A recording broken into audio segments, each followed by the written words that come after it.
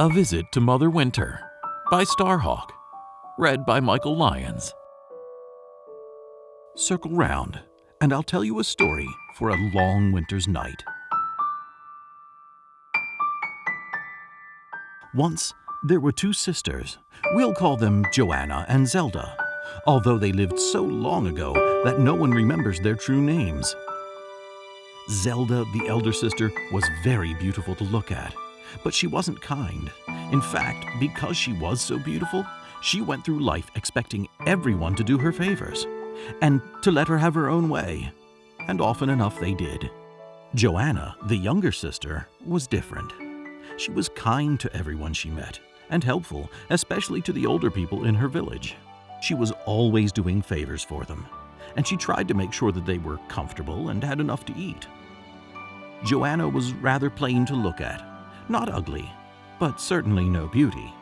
Only people who were wise enough to look beneath the surface of things would notice her beautiful spirit shining out through her eyes. One day, Joanna and Zelda were spinning beside the little well that supplied their cottage with water. Joanna was twirling her spindle to twist the thread when she dropped it altogether. The spindle went rolling and bouncing into the well. "Now look what you've done," said Zelda. "You'd better go right down into that well and get that spindle. We can't afford to lose it." Joanna was afraid, but she knew Zelda was right. They didn't have money to buy another spindle, so she lowered herself carefully into the well and began to climb down the rough stones. She climbed down and down and down until the circle of light from the top of the well became a tiny star and then disappeared altogether. She still didn't find the bottom of the well, but she had to go on. She had to get that spindle. So on she went. After a long, long time, she finally felt solid ground beneath her feet. In surprise, she let go of the stones. The well disappeared, and she was standing in the middle of a broad field of silvery snow. She could see no sign of either sun or moon, but the sky above her seemed to glow with a silvery light, and in the distance she could see a grove of trees with white bark that seemed to shine from within. Joanna began walking toward the trees and soon found herself on a path that led beneath them. She walked on, keeping a sharp eye out for her spindle. At last she came to a clearing. In the center of the clearing there was a huge old apple tree. Its boughs were covered with silvery snow and weighed down by apples with silver-red skin. "Pick me! Pick me!" the apple tree said. "My limbs are going to break under all this fruit. Harvest me! Help me!" Joanna looked around and saw a big basket at her feet. "I'll help you," she said to the apple tree, and she got right to work. She picked all the apples she could reach, and then she climbed up high into the tree to get all the fruit that grew on the upper branches. As she picked, she began to feel strange and dreamy, to remember all sorts of things she thought she had forgotten, as if the apples were her own memories she was gathering. She grew very tired, but she didn't stop until she had picked the last one. Then she climbed down, thanked the tree for its fruit, shouldered the basket, and started off again. The path led back into the forest of silvery trees, where silver birds called high above her, and silvery gray squirrels ran along the snow-clad branches. She was tired, and the basket was heavy, but she continued on, still looking for her spindle. At last she came to another clearing. In this clearing stood a big, old-fashioned brick oven. In front of the oven was a long wooden table, and on it were trays of unbaked loaves of bread, all nicely risen. "Bake us! Bake us!" the bread cried out to her. "We will spoil if we aren't baked right away, and for just the right amount of time. Help us!" "Of course I'll help you," Joanna said. "I know how to bake bread." She set down her basket and put the trays of bread into the oven, and then sat and watched while they baked. Again she felt dreamy and sleepy, but this time she found herself thinking about all the things she wished for and planned to do with her life, as if the loaves of bread were her own hopes and dreams baking. Tired as she was, she didn't let herself fall asleep, but kept checking the bread until it was golden brown and crusty. She took it out of the oven, let it cool, and added it to the apples in her basket. She thanked the oven for its bread and started off again.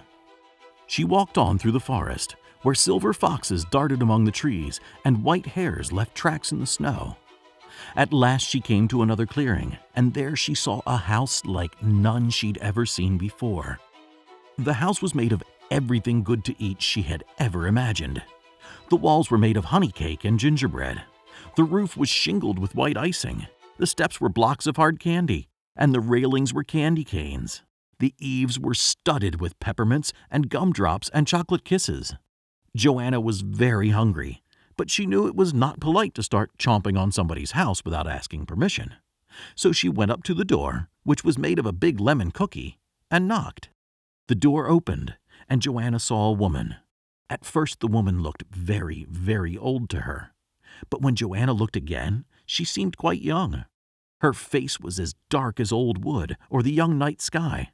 But when Joanna blinked, the woman was white and pale and silvery as a full moon on a field of snow.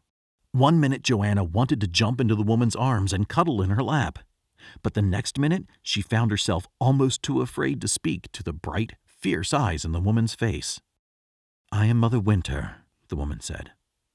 "Who are you that comes knocking at my door?" "If you please, Mother, I am Joanna," she answered. "I have come searching for my lost spindle, and I bring you a basket of apples I have harvested and bread I have baked." "You've come to the right place," Mother Winter said. "All lost spindles come to me. And you've brought me good offerings. I will help you, but before I do, you must work for me. You must chop wood to keep me warm, and clean my house, and make my bed." "Gladly, Mother," Joanna said, and she got right to work. Because she'd always helped people in her village, she knew how to split wood with an axe, sweep floors, and clean the tables and wash the dishes. Mother Winter watched all that she did and was pleased with her. "Now all you have to do is go upstairs and make my bed," Mother Winter said. "But be sure to shake my feather bed out the window, and shake it hard, for I am Mother Winter, and when you shake out my feather bed, you bring snow to the places in the world that get snow, and rain to the places that get rain." So Joanna went upstairs and shook out the feather bed as hard as she could. And sure enough, in the upper world, snow and rain fell on the earth. "You must be tired and hungry," Mother Winter said. "Come have a drink of my soup and eat some supper." On the hearth, Mother Winter had a big cauldron full of steaming soup. She handed Joanna a dipper, and just for a moment Joanna caught a glimpse of what was inside. The brew in the cauldron was dark as the night sky, and studded with swirling stars and snowflakes. "In my cauldron you see all your dreams and possibilities," Mother Winter said. "Everything that has been and everything that has not yet come to be is all brewed together. Now have a drink." Joanna drank, and the soup tasted better than all the candy and cookies in the world. It was nourishing and refreshing and exciting all at once, and yet that one sip satisfied all her hunger. "Here is your spindle," Mother Winter said, and she handed it back to Joanna. When Joanna took the spindle in her hand, it felt heavy, and when she looked at it, she saw that it had turned to solid gold. Then she and Mother Winter feasted on bread and apples. "You have done well," Mother Winter said when it was time for Joanna to leave. "You've brought me good offerings, you've fed my fire and cleaned my house, and you have shaken my feather bed good and hard. When you return to your world, you will find you bring gifts with you, for I am the giver of gifts and the teacher of lessons." So Joanna returned, all the long way through the silvery woods, past the big oven, past the apple tree, out to the open field where a dark circle hung in the sky like an open mouth. Joanna raised her golden spindle, and a thread of light beamed up into the darkness. Then, as if something above was reeling in the thread, she found herself rising and rising until she could feel the old stones of the well under her hands and feet. She climbed up, and at last she clambered out of the well. Zelda was waiting for her impatiently. "Where have you been?" she asked. "What took you so long, and what has happened to you?" For Joanna looked quite different from the girl who'd climbed down into the well. Her features hadn't changed, but now her plain, kind face seemed to glow with a light of its own, and the goodness of her heart made her quite beautiful. She opened her mouth to tell her sister everything that had happened, and as she spoke, gold and silver and precious stones dropped out of her mouth and covered the ground. "You've had quite a time, I can see," Zelda said. She was very jealous. "Why should you get all the good things and me none? I'm going down that well for myself." And she hopped over the edge and climbed down the well. Sure enough, she soon found herself in the silvery land and walked across the snowy field and through the forest path under the silvery trees until she came to the clearing with the big apple tree. Pick me, the apple tree said. "My limbs are going to break under all this fruit. Harvest me, help me." "Ha!" Zelda said scornfully. "Do I look like a gardener?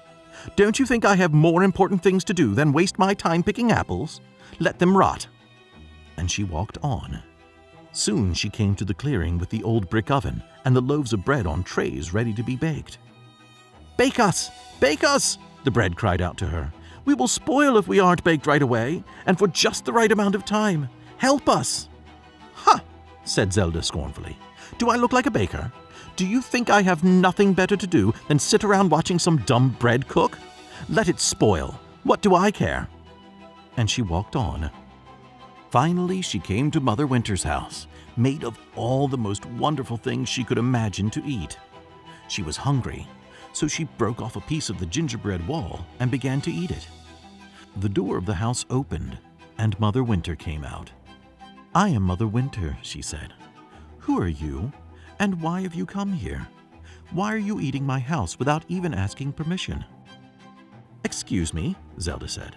"I was hungry, and I've come because you gave such wonderful things to my sister, and I think you should give me some gifts too." "Oh, you do you?" Mother Winter said. "What offerings have you brought me?" "Offerings?" Zelda said. "I didn't know I was supposed to bring offerings. I thought you were the giver of gifts." "I am," Mother Winter said. "But gifts must be earned. You have nibbled at my house without asking permission, and you haven't brought me any offerings. But still I will give you a chance to earn my gifts. You must work for me.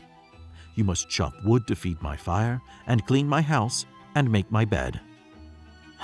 "Do I have to?" Zelda whined. "What do I look like, a housemaid?" But she didn't say it very loud. She went outside to chop wood, but because she had never bothered to help anyone with their chores before, she had no idea how to split a stump or use an axe. And after a few half-hearted tries, she gave up.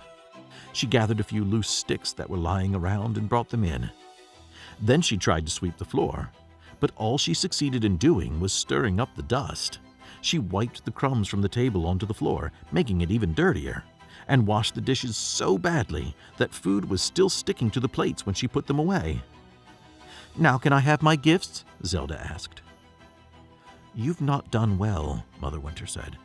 "You've nibbled at my house without asking permission, and you haven't brought me any offerings. You've not fed my fire or cleaned my house. Still, I will give you one more chance. Go upstairs and make my bed. Be sure you shake my feather bed out of the window, and shake it hard. For I'm Mother Winter, and when you shake out my feather bed, you bring snow to the places in the world that get snow, and rain to the places that get rain." "Oh, all right," Zelda sighed. She went upstairs and tried to pick up the feather bed, but it seemed too heavy for her.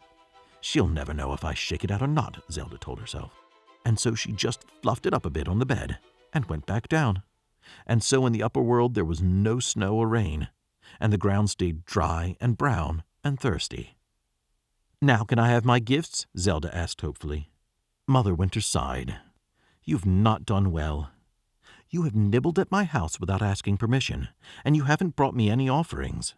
You've not fed my fire or cleaned my house, and you didn't even shake out my feather bed. Still, I will offer you a taste of my soup." "Soup?" Zelda cried indignantly. "I didn't come here for soup. I came for gold and jewels and beauty like my sister got." "Very well," Mother Winter said. "I am the giver of gifts and the teacher of lessons. Return to your world, and you will find you have been given the gifts you deserve." So Zelda went back all the long way through the silvery forest, past the oven and the apple tree and the field of snow, up the well, and at last she climbed out to find her sister Joanna waiting for her. Here I am, Zelda announced. "But what has happened to you?" Joanna cried. For Zelda had changed. Although her features remained the same, They now seemed as pinched and narrow and twisted as her mean spirit. And when she spoke, clouds of mosquitoes and flies flew out of her mouth. And so she remained until the end of her days. Or at least until she learned a few lessons. Who knows? Maybe she'll go down the well again and do better this time. For Mother Winter is the teacher of lessons, who will always give us another chance.